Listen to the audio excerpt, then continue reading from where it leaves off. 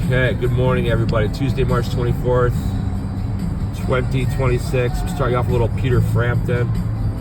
You know, I saw a pic. I didn't really know what Peter Frampton looked like until not that long. You know, I saw when I was older. I saw a picture of Peter Frampton, and the dude looks nothing like the voice. I pictured this like Floydian guy, like dark hair, kind of, you know, mustache, all sort of, you know, older dude. I see a picture of him. I'm like, holy Christ, the dude looks like Tinkerbell or something. I don't know. I'm sorry, but I mean, I love the guy, but yeah, that picture was unexpected. Anyway, it is March 24th, 2026 here on Common Sense News and Entertainment, and we are so close to having an actual entity. But man, is it taking a long time. I hate sometimes relying on other people to do things. You know, I want to do things myself, but in this situation, I do have to rely on other people to do things. So, anyway, this is really a diabetes update, which I've been doing. The gauntlet hit me on the 15th of March. If those of you have been following this, hopefully, there's not too many, I don't think, right now, but hopefully people will go back and look at this, because I'm curing myself of diabetes without the use of a doctor. And here we are. It is now the 24th, so it's 9 days after the gauntlet. I did fast for 106 hours, starting on the day of the gauntlet. And if you know what the gauntlet is, it is ketoacidosis, essentially. I'll go back and I can tell you more in detail about it. You know, the next time, hopefully there won't be a next time. The goal is to never have another episode of that. I've had about a dozen of them or so over the last, I don't know, 16, 17 months. About every 5 or 6, 7 weeks, I'd say it hits me. It's usually when I wake up in the morning, or I get up, I feel okay, and I start walking around the house, and then bang, there it is. There it is, just like that. And it hit me once when I was out on the road, which was really scary. I did stop and, you know, gather myself enough so I was able to drive home and everything. But then when I got home, I was like, oh, I'm right to bed. And I believe, you know, stop working in the middle of work and go home. You know, it's just something that I never do. I haven't done that since I was a teenager. I wanted to get out of work to go party with my friends. Well, but at any rate, to update this, since the fast ended, I've ate really, really well. I think most of what I've eaten has been whole foods, although I've had a little bit of things that weren't necessarily all whole foods. I don't think I've eaten. Oh, I did go to Shady Glen, which is a great local restaurant here, by the way. And then I did do that with my son, and then I did eat some pasta that Thursday following the gauntlet a little bit, very little bit. It was basically Melissa's leftovers. I just sort of had a little starch attack, I guess. But I'm trying to stay away from that kind of stuff. Stay with as many raw vegetables, fruits, and nuts as I can. And short of that, at least whole foods, you know, unprocessed foods. And so I've been eating a lot of, like, I got the cashew, without too much information, a little bit of the cashew. I'm going to keep this under 10 minutes, by the way, because I have work to do today. I got the cashew shits for sure. Without a doubt. I ate a lot of, like, nice, really raw, not raw, I don't know if they were very lightly roasted, I guess. I don't know, they might have been raw. I have to ask about that. But they're like Cajun cashews, they were spicy, they were really delicious. Good for me. And I was eating pepitas, a little bit of spice to them, you know, just to make them taste okay. All natural stuff, though, you know. And then I would keep eating out of the Willimantic Co-op, which we're going to hopefully promote here soon. Once we get things rolling. Today, I have a project. We're going to go to back to the university to see if we can get help in certain areas of the business. And but anyway, getting back to the diabetes thing, I'll be honest. I've done fairly well, and I have not yet had an episode. I'm saying yet. I have not had since then an episode of the Gauntlet. Thank goodness. But I think if it does happen again, which I hope it doesn't, because I have actually. Every time it's happened to me, I've always said, I'm going to reform the way I eat. Because you are what you eat at the end of the day. And I've fallen short. You know, I'm still eating a lot better. You have to go back and watch my hour-long thing I did last Monday, I believe, the 16th. I will tell you the story in full. But basically, in a nutshell, I abused it. I got diabetes in 2015. I did so-so. I never really relied on Western medicine for it. I did so-so with it until the COVID, and I did terrible until 2023, and then 2024 and 25 much better, but still not enough to cure it. But now I'm going pedal to the metal. The amount of whole food, the amount of not whole food, anything that's processed that I've eaten since this happened on the 15th has been really, really impressive. Other than those 2 things I mentioned, I can't think of anything else, honestly. But I did have a little bit of broccoli cheddar soup last night. So I gotta throw that in there too. So I'm kind of trying to go public with what I eat. So the good things I've been eating is blackberries, and I have a little bit of coconut yogurt. And I can start getting to these brands and stuff like that once we get sponsorships and whatnot. For now, a couple free plugs is all right. A couple of Suggins yogurts. I don't know, like yogurt's good for the digestive system. I know that.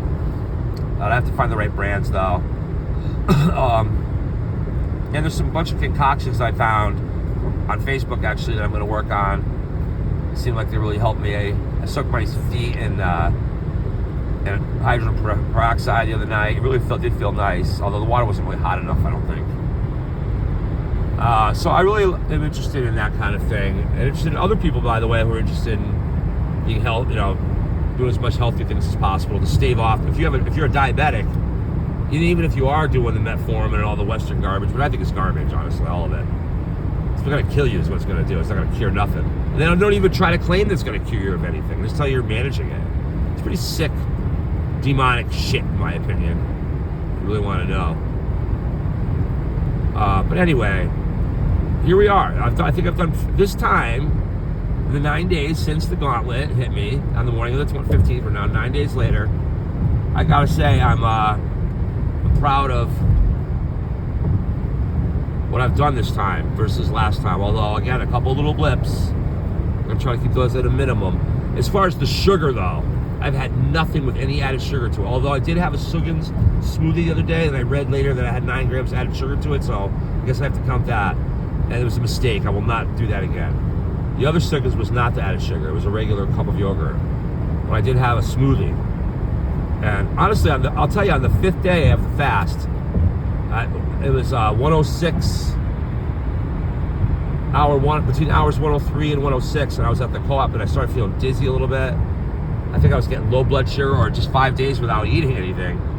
It was starting to affect me a little bit. It was interesting, and I bought the smoothie just to give myself a little bit of a sugar so I wouldn't pass out or anything. And it kind of worked. I started to feel a little better, little by little. I don't feel like it was an instant gratification, but I feel like I had a handle on things. Now you got to be careful when you're, especially with me, with all the driving I do. You have to be and I am, by the way, very, very careful to make sure I'm always at full capacity when I'm on the road. But there are times when I don't feel that way, and I'm home, and So, and I think the next time, if I hope it doesn't happen, I hope I don't have to fall through with this promotion.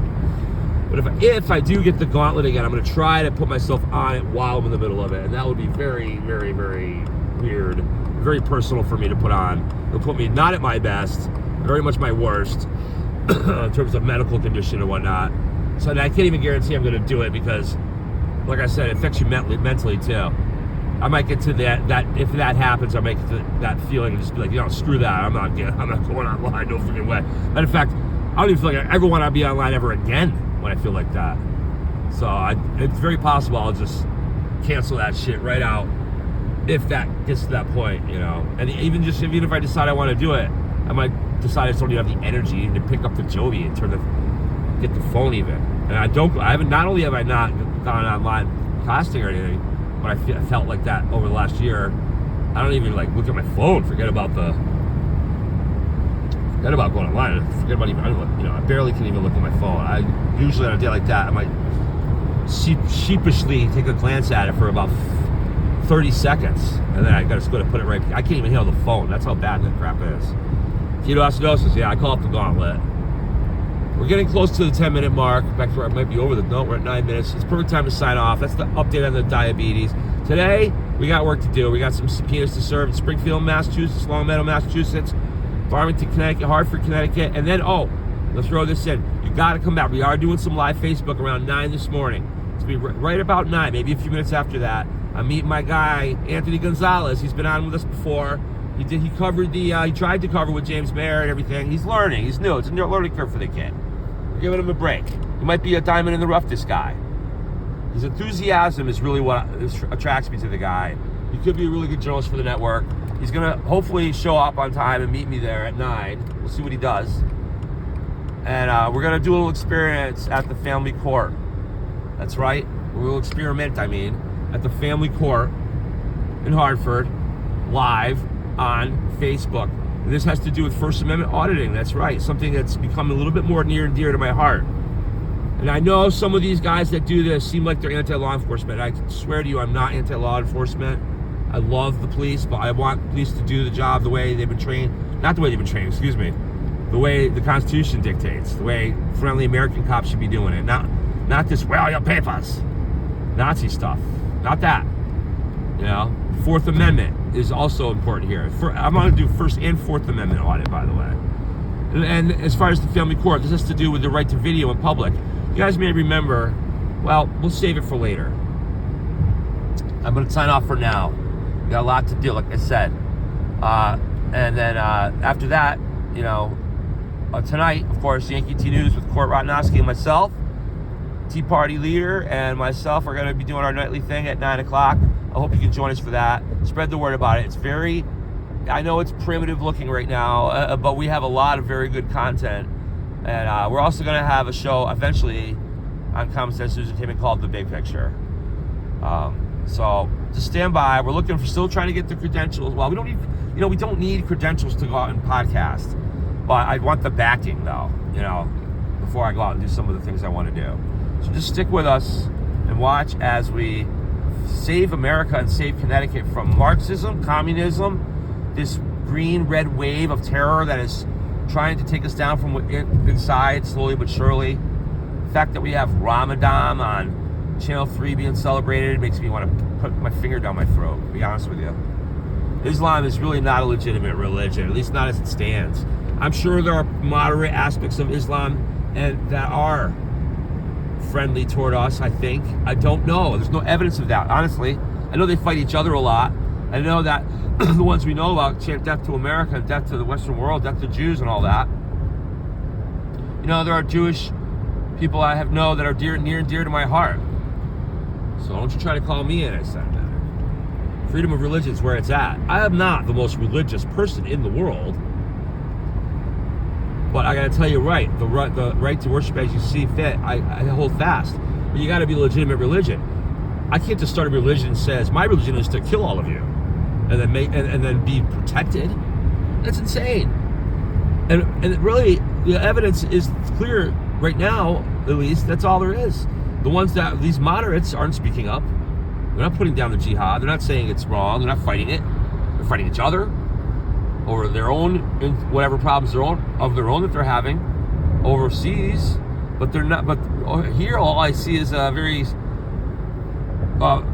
multi-pronged attack on our way of life, and they've infiltrated our Democratic Party. Communists have the same goals. They're the red wave. This is real, and again, it may not be for those of you that are my age or older that think, this is silly, blah blah blah. They'll tell you it's not us that they're after. It's eventually our children and our grandchildren. They understand it can take decades to wear down a free nation like us, and turn us into their subservients and slaves. They understand it could take 100 years. They don't care. It could take 300 years. They're here to do that, and we're letting them do it, little by little. So, Common Sense News Entertainment is not going to be celebrating Ramadan. Okay? Let's face it. We're not doing it. For that matter, we're not going to celebrate, we're going to celebrate Christmas, damn straight. We're going to celebrate stuff like that. Religion and race, those are things I love talking about, honestly. But people don't like talking about, and it's not going to be the focus of our network, of course. But we're not going to be afraid to deal with it if we have to. Race especially. But if race isn't the one thing that evil, and I think the word evil is going to be used a lot more around here. But the one thing that evil people can do very, very well, that use as a tool very, very well to divide good people is things like race or gender, sexual orientation, things like that are used as tools to divide us because they know we're passionate about that. People are passionate about who they are, their color, their skin, they're being a man or a woman. And that's fine. It's identity politics, right? But it's toxic. It's when you make it the centerpiece of it. You should be all human beings first. We're We're all together in on this earth, together. One big blue ball, baby. Especially, and it's not about the rich and the poor even. People who are rich, congratulations. Most people who are rich, maybe not all, but most people who are rich do give back. In a big way, many of them too. You know, at the very least, investing in businesses and owning businesses that give us jobs. Billionaires aren't bad. Women aren't bad. Black people aren't bad. We're all human. So they use these things to divide us. White people aren't bad. Let's be equal about it. I'm not afraid to talk about race. And it's really about the history of race, too. I'll give you one that you can debate me on if you'd like. Black people slaves were not brought here from Africa because they were black. They were brought here from Africa because they were cheap. And that's the truth. The racism thing came later when demographics dictated feelings, fomented things.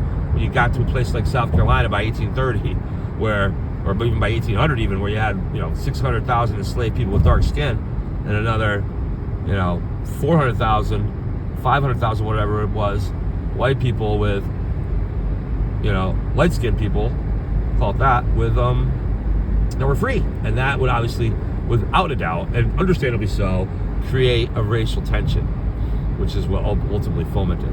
But anyway, I am over my time. I did stay under the 10 minutes when it came to diabetes, but I editorialized a little further. We're really working on building this thing. It is taking longer than I'd like, but once we do get the actual foundation that I'm looking for, that's see, I can't. When you want to compare this to building a house, and I did have a house. I had a prefab house built. I put in actually, and it was an empty wooded lot, and I put a prefab house up on it in Hampton, Connecticut, back in when I was married, back in 1996 and 97. No, sorry, 94 and 95 it was.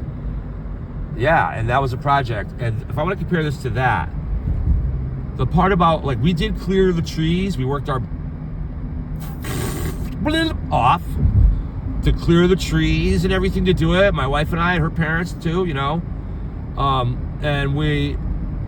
but to lay the foundation, I have cleared some trees here, and I'm working on that still, but to clear the foundation, to build the foundation and put in the well and the plumbing, I had to rely on companies to come in. I wasn't going to dig a well.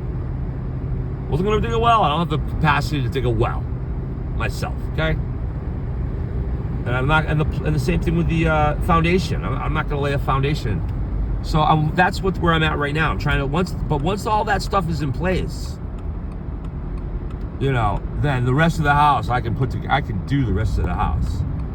We can put the rest of that up, So anyway, we're gonna stay under 20 minutes here. We're gonna sign off now. We're heading up toward Massachusetts for some subpoenas, back to Connecticut. Come back and join us around 9. Hopefully I might be a few minutes late, but not much, because I'm meeting my guy Anthony there. So we'll be on live on Facebook. We're gonna do a little thing here, because again, I think you have the right to record in open court lobbies, I think, but there's signs that say you can't. So that's what we're gonna kind of pick around a little bit here. We're gonna play a little game, see what happens. So join us for that, okay? As for Common Sense News and Entertainment, God bless Connecticut and God bless America.